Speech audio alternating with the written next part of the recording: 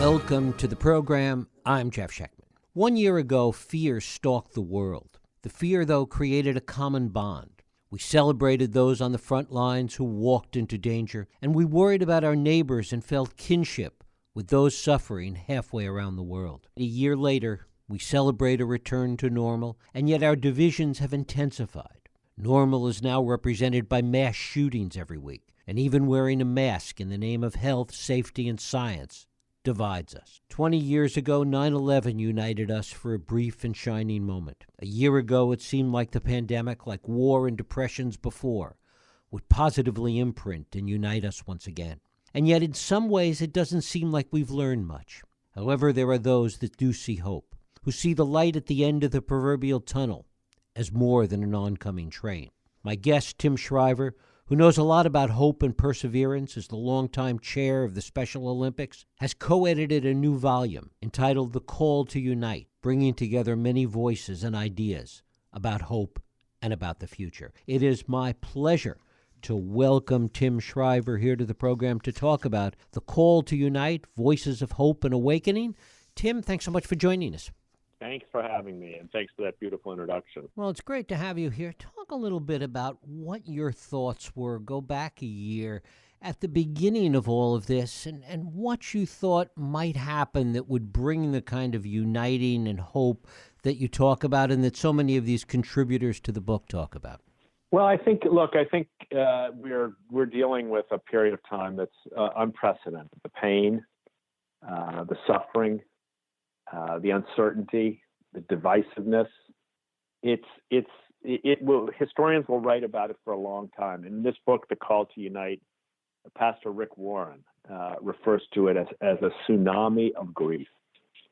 And when we're in those kinds of moments, when the long-standing division, the long-standing discrimination are met with this kind of extraordinary pandemic,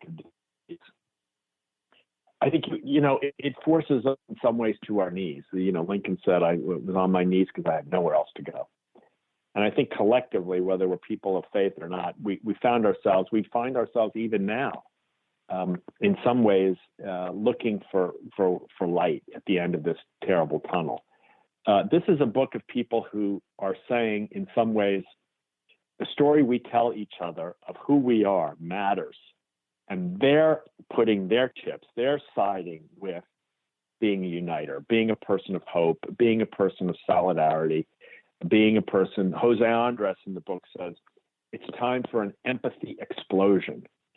So, we can each of us can ask ourselves the question, where do we stand in this moment? Do we stand with the dividers who would teach us that the only way forward is to destroy the other side? Or do we stand with the uniters who, maybe against all evidence to the contrary, still say that there's good in everyone, that respecting people's dignity is the path to change, and that by respecting and unleashing people's dignity, we can overcome the pandemic of discrimination and disease and despair that has so wounded all of us. So this is a book of hope. It is a book of hope. But it's not a book of fantasy. It's a book of people facing real pain, real struggle, as many of us are doing right now, but offering strength and support in the midst of it. I guess what's frustrating for so many people, even those that are encouraged by hope, that the dividers keep winning, that the dividers seem to at least have the louder voice. I don't know if they're winning, but they definitely have the louder voice. I look at our schools where our schools are introducing social and emotional learning. In this book, Esther Wojcicki teaches it's time to teach compassion. She's a part of a large group of educators, millions, really, parents who are saying we need to change the way we teach, how we teach, how we judge children. We need to have more empathy, more developmental thinking, more an openness to the gifts of every child in our thinking. So this is a big change going on in schools, but it's not loud. It's not the same as what would happen if, God forbid, there were violence in schools. Then we'd hear about it. So One of the contributors to the book, to the show, Desmond Tutu, said years ago, people think that evil is more powerful than good. It's not, he said, but sometimes evil can look better organized than good. Now, that's where I agree with Bishop Tutu. I agree that sometimes the negative voices are the loudest. And they're sometimes even better organized. But hey, you know what that means? That means if we want to have voices of hope and awakening, let's organize. And this is the organizer's manual, the Call to Unite book, which you can get at Amazon, or you can get at Unite.us, our website for Uniters. This is the handbook for the organizers of the revolution of the heart that comes from the more hopeful side of us. And we're not going to end evil. I'm not here to say we're going to end disagreements. Even we shouldn't. We're not going to end differences of opinion, and we shouldn't. And I don't want people to abandon their principles. I would never want people to do that. But I do want to add one identity to everybody's kind of carrying case here. You can be a Republican or a Democrat. You can be gay or straight. You can be rich or poor. All those identities: black, white, in the middle, indigenous, all different colors, shapes, and sizes. But add one more identity: be all those things and a uniter. That, I think, can give us the chance to organize around those things which bring us together, and therefore I think those things that can help us solve big problems and feel a lot more joyful.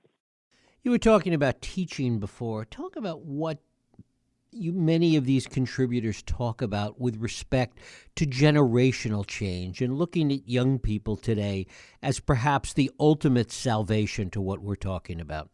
Well, yeah, there are, and there's voices of young people here. There are voices of average, if I can put it that way, average people. That Courtney Meadows is a grocery store clerk in West Virginia, whose contribution is in the book right there with Oprah and with Presidents Bush and Clinton. What does she say? She says that she sees the people, the children coming down her line, and she says, and I quote, "I choose to be positive for someone every day." So she's just saying what a lot of young people are trying to get at, which is they want to choose to include. I mean, I see this in my life with Special Olympics. They want to choose to be positive. And that unleashes the possibility of change, because sometimes, look, we've all been wrong about things. Let's be honest. Many of us over the course of our lifetimes have been wrong about disability. We've been wrong about race. We've been wrong about the role of women. Many of us. But the power to change, the capacity to change, depends on seeing some new reality because someone has the compassion to teach it to us, and in being invited into it, not being shamed. I mean, we just don't. It's just not a good way to change us. So our young people, I think, are really hopeful. I see this in schools all over the country, and it's in the book, The Call to Unite.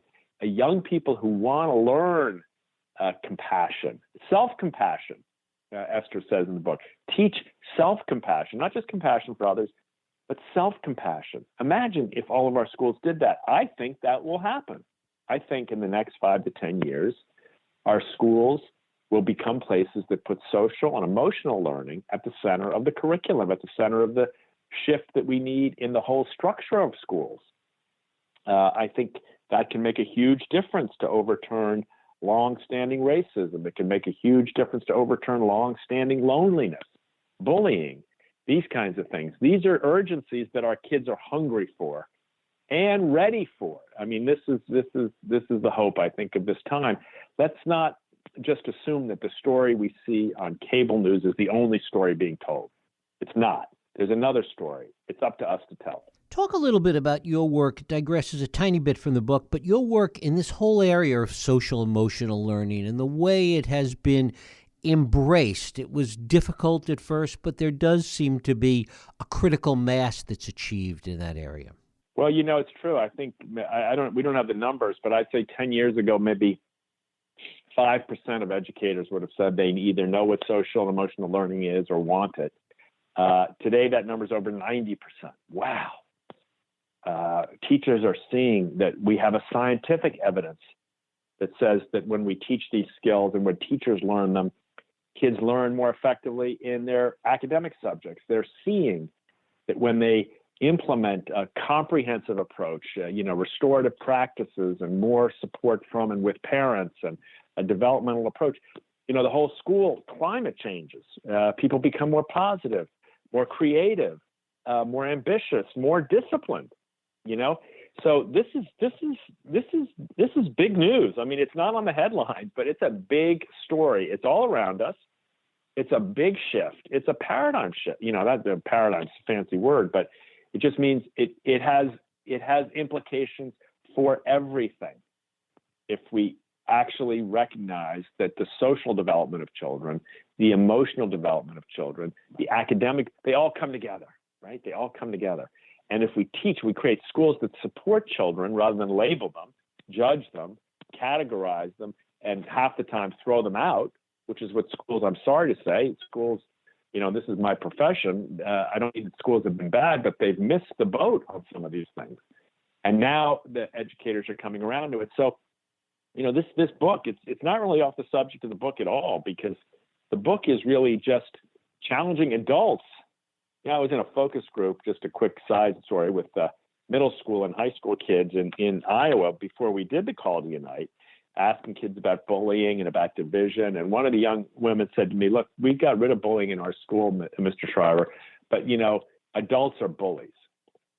And I thought to myself, wow, she's on to something. This is not social and emotional learning is not just about changing kids, helping kids, growing kids. It's just as much, if not more, about changing adults. And so this is a handbook for the adults who want a little social and emotional learning in our lives.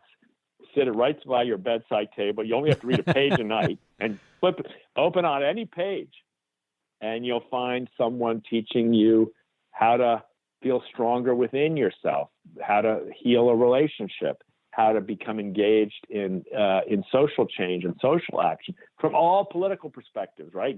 This is the Uniters handbook. This is not a Republican handbook or a Democratic handbook. It's an American handbook. So we've got work to do, but I'm bullish on humanity, if I can put it that way. And I just think we need to give ourselves a little bit of a break, for goodness sakes, and remind us that there is there's a better us out there, but we've got to choose it. We can't. It won't come by itself. We've got to commit to it. How important do you think, and do some of the contributors to Call to Unite think, leadership is in all of this? How much of it has to be top down versus grassroots up? Well, it's a really good question. And here's how I'd answer it. Today, the only way I can make a difference in this work is with myself, my wife, my children, my community, my conversation with you.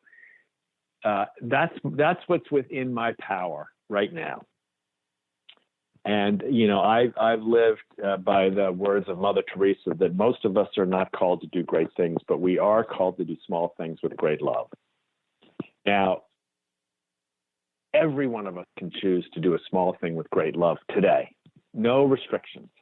You can be 8 years old or 88 years old. You can be very wealthy or living out of want. But you can choose to do whatever is in your power with great love. And so I think we do need stronger leadership. I honestly believe that some of this is coming from the top.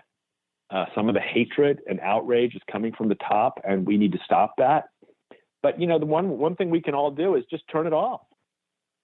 And when people express outrageous hatred and contempt for other people, don't vote for them, even if they're in your party.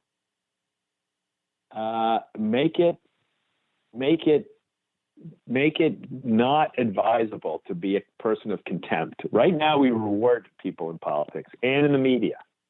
The most outrageous show on TV gets high ratings. That's on us, because we're the ones watching. Turn it off.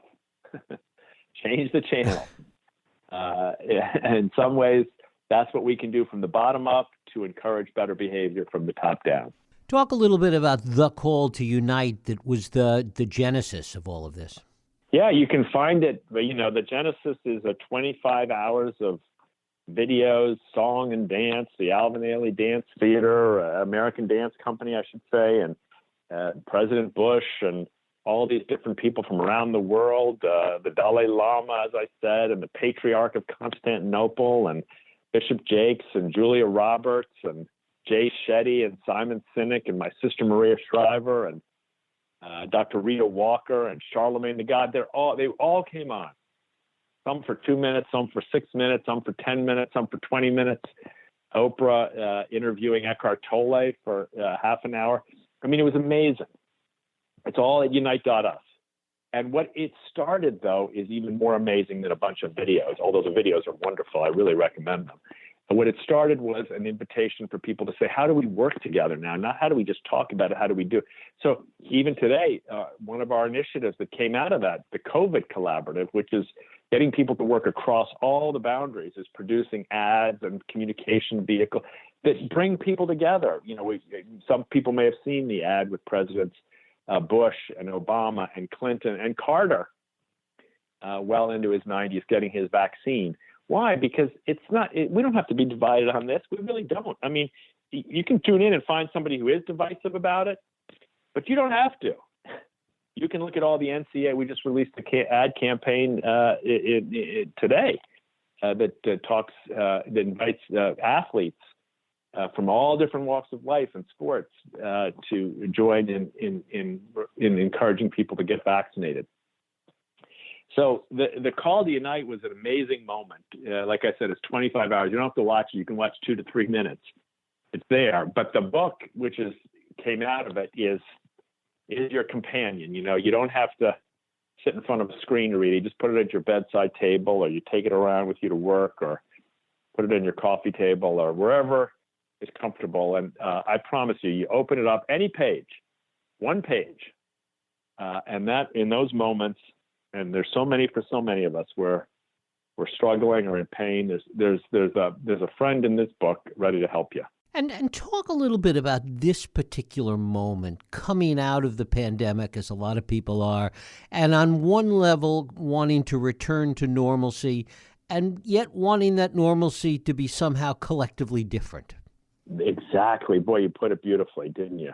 We want to be back to some kind of normalcy where we see each other, where we can be with each other, where we can have fun, we can laugh, we can go to a sporting event, we can walk down the street, we can go to a coffee shop. Yeah, we want that. But we also don't want to be back where we were. We don't want to live in inequality anymore. We don't want to live in a world where the haves and the have-nots are so far apart. We don't want that kind of persistent loneliness that was already an epidemic before this started. People feeling so alone and lost and at their wits' end. So we've got to come back with a different mindset. We've got to come back with a different heart. So, in the book, you'll find Amy Grant, the great star. Some say country star, but she's a crossover. She's been popular in every form of music, teaching you how to maintain your sense of strength and confidence and lovability. She doesn't use that word. That's a lousy word. But she teaches her own meditation. It's beautiful. You have so many different people.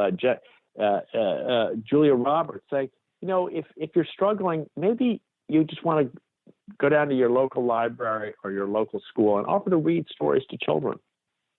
Almost all of us can do that.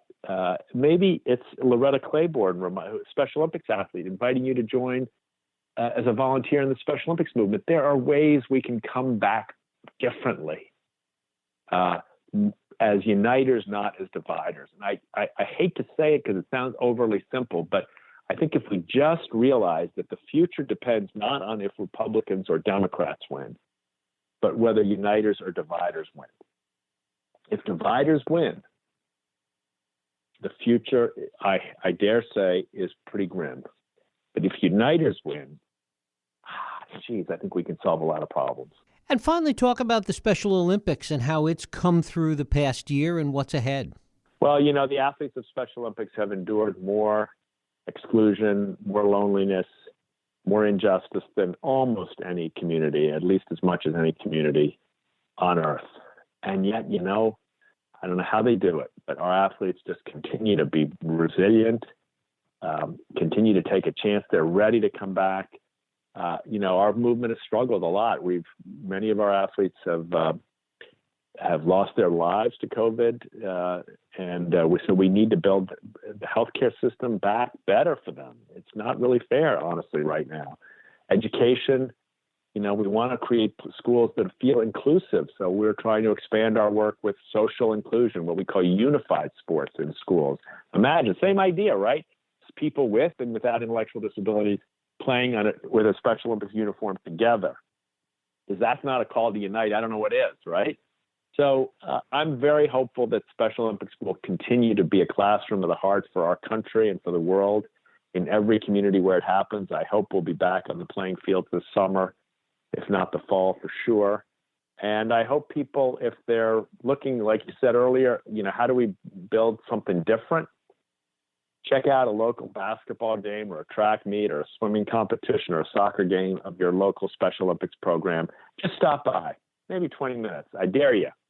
It'll inspire you, I think, to see that we can be uniters all. And we should say that A Call to Unite, the book, is from your sister's new imprint. It is. It's what fun it is to be able at our age to work together. I'm the next youngest of 5. Maria's just above me, so she's obviously known me my whole life. She's been one of my no judgment zones. I like to think of a great friend as the person who offers you a no judgment zone, a zone of welcome. Dr. Rita Walker in The Call to Unite, the book, talks about how to practice being a no judgment zone, canceling judgment. But Maria she's got millions of people around the world who love her, and I know why. And this is the first book of her new imprint called The Open Field. I hope it's the first of many great books. I know with her at the helm, she'll find many, many other stories that elevate us, that give us a different view, above the noise, as she likes to say. Out beyond in the open field, out beyond wrongdoing and right doing to the open field.